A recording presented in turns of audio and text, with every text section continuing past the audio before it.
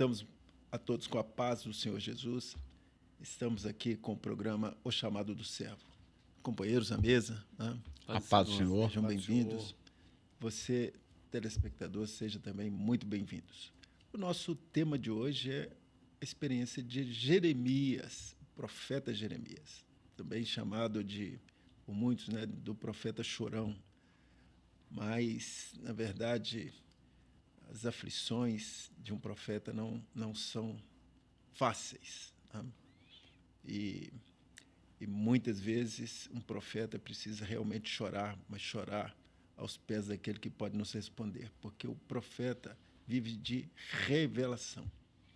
E essa também é uma experiência da igreja, que aprendeu que só aos pés de Jesus ela vai ter resposta para os seus anseios, para as suas aflições, e muitas vezes até as expectativas de vida que muitos têm. É importante ressaltar isso. Você que é jovem, você que é adolescente na igreja, é uma moça, é um rapaz, né? E tem expectativa do seu futuro, né? Qual profissão que você vai ter, como vai ser sua nova família. Saiba que se você chorar aos pés do Senhor, Ele tem uma resposta para a sua vida. Jeremias se caracterizou por ser profeta, ou seja, por entregar para o povo aquilo que Deus falava com ele. Então, e a igreja tem essa mesma experiência, ir aos pés de Jesus para entender o que Ele tem para nós, qual o segredo que está no coração de Deus para a nossa vida pessoal, para a nossa família, para a nossa igreja, né? E para o nosso futuro. E Jeremias é um bom exemplo de um servo que aprendeu a buscar a Deus e Deus responder às suas orações. Muito bem, nós vamos ler aqui, então, Jeremias 1, capítulo 1, versículo 5, que diz assim: Antes que te formasse no ventre, te conheci, e antes que saísses da madre, te santifiquei. As nações te dei por profeta. Então, Deus chamou Jeremias desde o ventre, né? Então, no programa O Chamado do Servo, nós aprendemos que Deus elege o homem. Desde a fundação do mundo, Deus elegeu Jeremias, né? Mas lá no ventre, ele já começou a se sentir chamado por Deus. E aqui, então, tem um tempo que Deus chama o homem para a sua presença. E Jeremias atendeu esse chamado e seguiu a esse chamado que Deus fez com essa vocação de profeta, que é um ministério, né, de profecia. Ele era um profeta do Senhor. E é um chamado desafiador. Desafiador. Mas nada mais lindo do que a experiência de profeta, porque o profeta, como dissemos, ele se caracteriza por reportar ao homem aquilo que Deus fala. Então, ele não está ouvindo dos outros, ele está ouvindo da boca de Deus. E a palavra do Senhor mostra que Deus tem prazer em falar, e Deus não fala com qualquer um. A Bíblia diz que ele fala com os amigos, aqueles que estão perto dele, com os íntimos, é que Deus se revela. E a igreja tem tido essa experiência de intimidade com Deus, de falar com o Senhor e ouvir a sua voz. E nós vamos, então, através dos companheiros aqui à mesa, entender melhor a experiência de Jeremias, né? Como ele desenvolveu a sua carreira de profeta na presença do Senhor. Começando, então, com o pastor Eziomar, que vai nos apresentar um contexto histórico da vida de Jeremias. Amém. Bem, Jeremias ele foi profeta no reino de Judá, e ele viveu num momento difícil, né, na vida do povo, como o pastor Caleb disse, conhecido como profeta chorão, porque ele anteviu ali a destruição de Jerusalém, o cativeiro babilônico. Então, isso fica expresso no livro que traz o seu nome e também no livro das Lamentações. Foi chamado por Deus ainda jovem E é até interessante, ele usa uma expressão que ele diz: eis que eu não sei falar, porque sou ainda uma criança, né? Mas ele recebeu uma palavra de encorajamento, de fortalecimento da parte de Deus. Ele foi chamado para anunciar o julgamento de Deus devido à idolatria e à injustiça do povo. E por transmitir uma mensagem até dura da parte de Deus, ele foi preso, foi ameaçado várias vezes pelos religiosos, os líderes da época. Exerceu o seu ministério durante os reinados de Josias, Joaquim, né, e Zedequias, que foram reis de Judá. O rei de Babilônia, Nabucodonosor, ele libertou Jeremias, permitindo que Jeremias ele ficasse em Judá, junto ao governador Gedalias.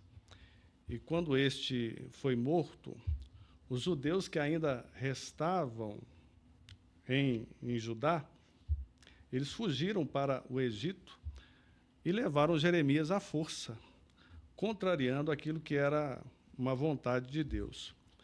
E ali no Egito, Jeremias profetizou contra os judeus que buscavam a proteção junto aos egípcios, profetizou também contra várias nações que estavam em desobediência, mas apesar de todo o juízo, ele profetizou também a restauração.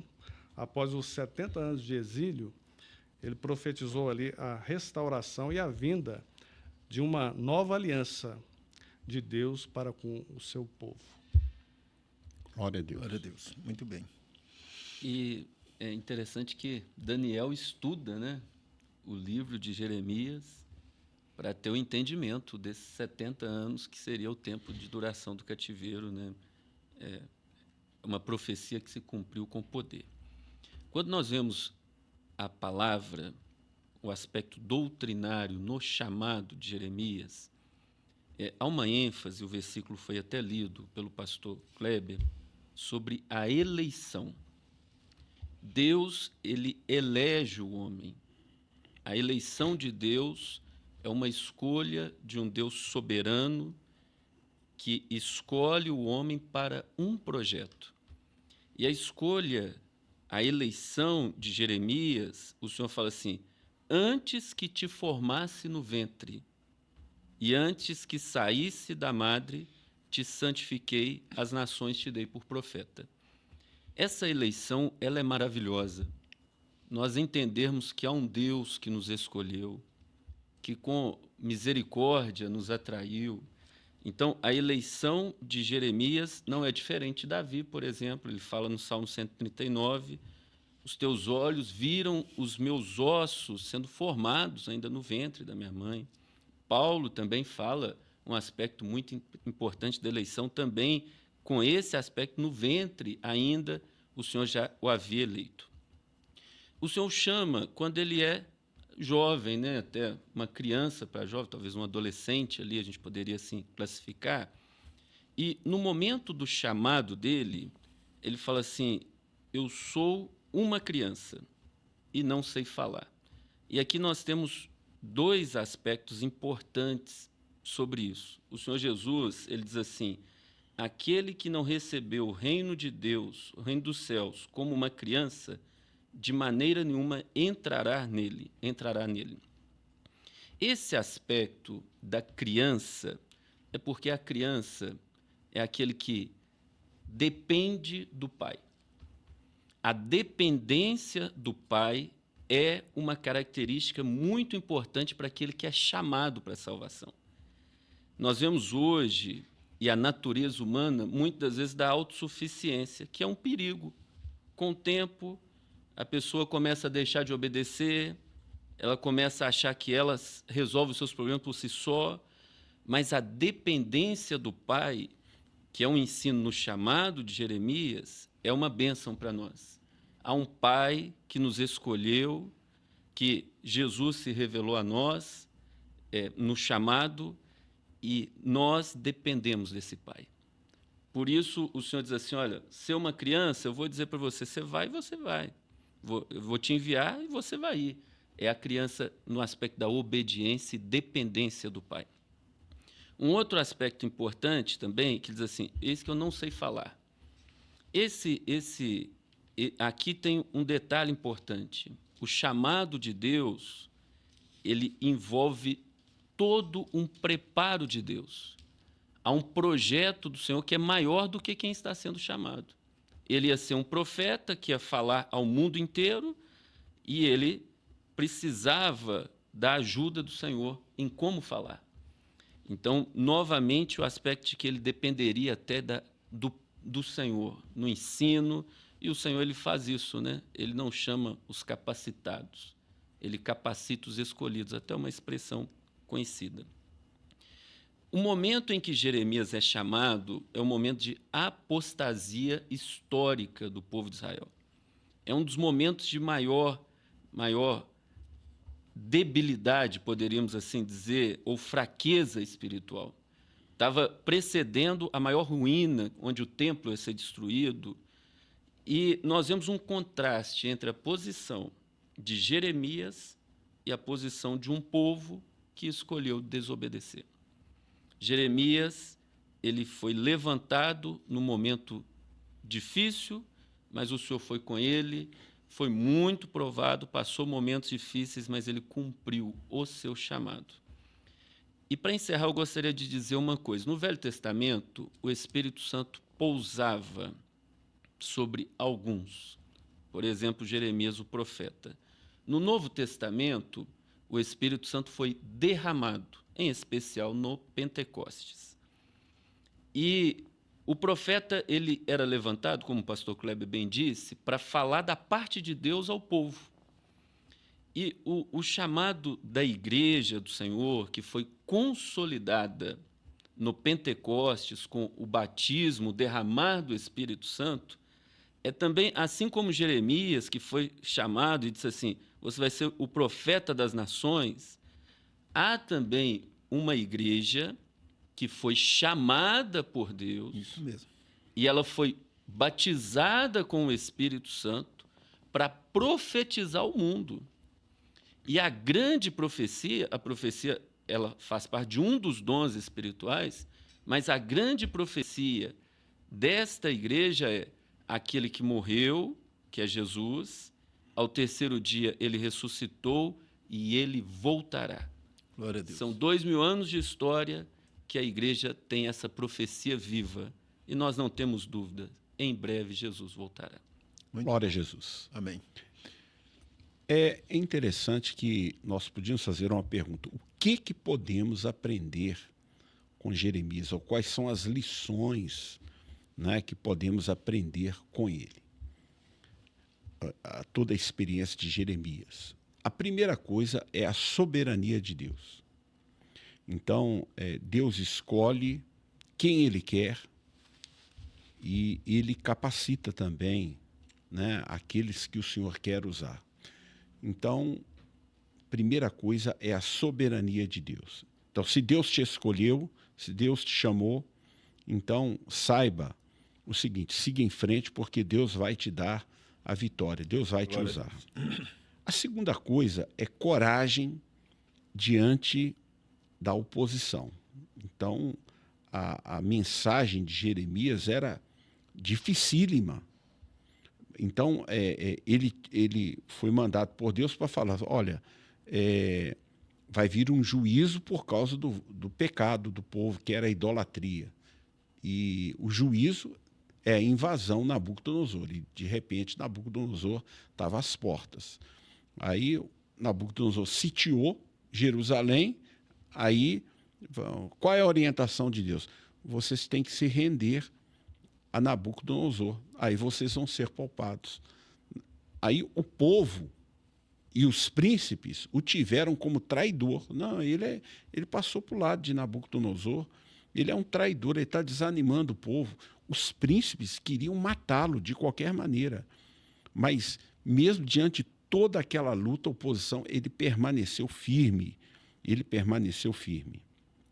Então, outra coisa era a dependência de Deus.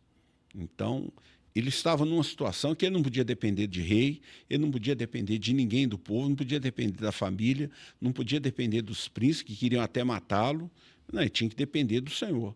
Então, você está numa situação difícil, olha, busque aquele que te pode socorrer, que é o Senhor. Então, Neemias, ele dependeu do Senhor. E o compromisso com a verdade. Diante de uma oposição tão grande, seria muito fácil para Jeremias ficar calado. Seria muito fácil para Jeremias falar uma mentira ou mudar a mensagem, né? Mas acontece que o compromisso dele era com a verdade. Então, ele foi fiel e Deus abençoou. Eu gostaria até de aproveitar e contar a minha experiência de conversão. Porque quando a gente fala do chamado do servo, nós nos lembramos, né, de quando nós somos chamados. Então, toda a minha família, ninguém era crente, mas acontece que, através do meu pai, nós recebemos um convite para ir à igreja. A minha mãe foi, né, e a minha mãe aceitou Jesus e se converteu. Muito bem. Aí ela, como nova convertida e no primeiro amor evangelista, né? Aí ela começou a me cutucar. Elcio, eu gostaria que você fosse fazer uma visita lá na igreja, conhecer. Mas eu, né, como uma pessoa, né, que estava fora da presença de Deus, né? Jovem ainda. Jovem ainda, eu escapulia de todo jeito. Quantos anos na época? 17 anos. Então, eu escapulia de todo jeito. Não, vai ter um culto hoje à noite, você vai no culto. Não, eu vou sair com os meus colegas, nós vamos na festa, nós vamos aqui, nós vamos ali. Aí, todo domingo, eu tinha uma desculpa. Ela me convidava para ir no culto, eu tinha uma desculpa. Aí, teve um domingo, aconteceu até uma coisa interessante. A minha mãe chegou perto de mim, domingo de manhã, e falou assim, Elcio, hoje à noite você vai fazer alguma coisa? Eu pensei. Não, mãe, eu não vou fazer nada, não. Então hoje você vai na igreja. Aí a minha mãe, aí eu pensei assim comigo, a minha mãe me pegou. Aí eu falei com ela, tudo bem, mãe, eu vou na igreja, mas eu não vou virar crente de jeito nenhum. E fui para a igreja. Quando cheguei na igreja, era exatamente os nossos cultos que nós temos hoje, não tem nada diferente. Então, os irmãos cantando, né, e o pastor pregando, tudo normal. Mas quando entrei ali na igreja, eu senti uma paz que eu nunca tinha sentido antes. Aí eu pensei comigo, este lugar é diferente. Aqui tem alguma coisa diferente. Assisti o culto, não falei nada. Aí tá. Terminou o culto, aí fomos embora. E eu trabalhava e estudava, né? Só tinha o fim de semana livre. Aí, no outro fim de semana, a minha mãe perguntou, você vai na igreja? Eu falei, não vou na igreja. Minha mãe ficou até um pouco decepcionada, tal, assim. Mas o que eu fiz naquelas 2 semanas? Eu rodei por todo enquanto é lugar que eu já tinha passado. Eu queria ver se eu encontrasse aquela paz que eu senti lá na igreja. Aí eu ia lá na roda dos amigos. Não, aqui não tem nada, não. Aí eu ia lá até no outro lugar, tal, ia tal. Aí, por fim... Os lugares proibidos de falar aqui, né? Não, eu fui até na igreja lá, onde eu frequentava, lá da religião tradicional. Certo. E foi lá que eu tomei eu não senti nada. Aí foi lá que eu tomei a decisão. A partir de hoje eu vou ser um crente. Aí, tá bom. Aí chegou de tarde, né? Aí eu arrumei. A minha mãe já tinha até desistido já de mim, né? Você vai sair com seus colegas e tal. Não, eu vou para a igreja. Aí ela ficou alegre e tal. E até hoje eu estou, né, pela graça de Deus. Glória a Deus. Mas a paz me marcou. Glória a Deus. Maravilha. Então, a experiência do chamado, ela é maravilhosa porque ela é um chamado de Deus. Quer dizer, não foi da mãe. É verdade. Não foi da igreja. Porque a pessoa ninguém... É como Paulo, né? Paulo estava matando os cristãos. Quer dizer, se tem uma coisa que ele não queria, é a igreja. Então, você que nos ouve, nós nunca fomos simpáticos com a igreja.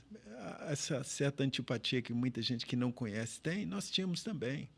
É natural, porque sem conhecer o Senhor, é assim que todo mundo pensa. Mas depois que você conhece o Senhor, é muito diferente, né?